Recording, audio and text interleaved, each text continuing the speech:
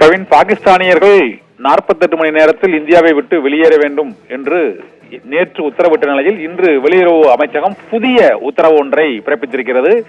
இதன்படி இன்னும் 3 நாட்களுக்கு மட்டுமே பாகிஸ்தானியர்கள் இந்தியாவில் இருக்க அனுமதி என்றும் 27ஆம் தேதிக்குள் பாகிஸ்தானியர்களுக்கு விசா வழங்குவதே முழுமையாக நிறுத்தப்படும் என்று அறிவித்திருக்கிறது. ஒன்று. இரண்டாவது, 29ஆம் தேதி வரை மருத்துவ காரணங்களுக்காக இந்தியாவில் தங்கியிருப்பவர்கள் அந்த விசாவை பயன்படுத்திக் கொள்ளலாம்.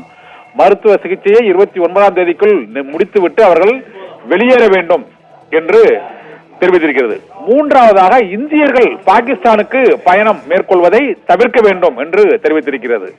நான்காவதாக, பாகிஸ்தானில் உள்ள இந்தியர்கள் விரைவில் நாடு திரும்ப வேண்டும் என்றும் அறிவுறுத்தப்பட்டிருக்கிறது.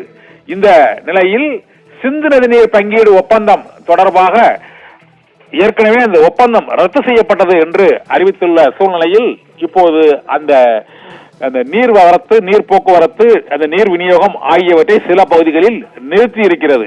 இந்த 5 புதிய ஆணைகளை இப்போது மத்திய வெளியுறவுத்துறை அமைச்சகம் புதிய ஆணைகளாக பிறப்பித்திருக்கிறது.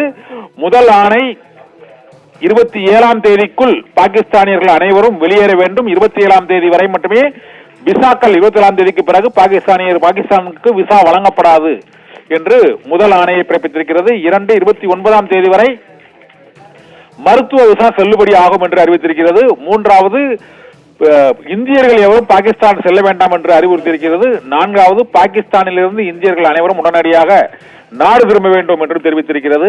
ஐந்தாவதாக, சிந்து நதி நீர் ஒப்பந்தத்தை ரத்து செய்திருப்பதாக அறிவித்ததன் மூலமாக இந்த நீர் விநியோகத்திலும் புதிய தடையை இந்திய அரசு ஏற்படுத்தி இருக்கிறது. இதனால் 5 புதிய ஆணைகள் மத்திய வெளியுறவுத்துறை அமைச்சகத்தின் முன்பாக சற்று முன்பு புதிய ஆணைகள், புதிய உத்தரவுகள் பிறப்பிக்கப்பட்டுள்ளன. பிரவீன்.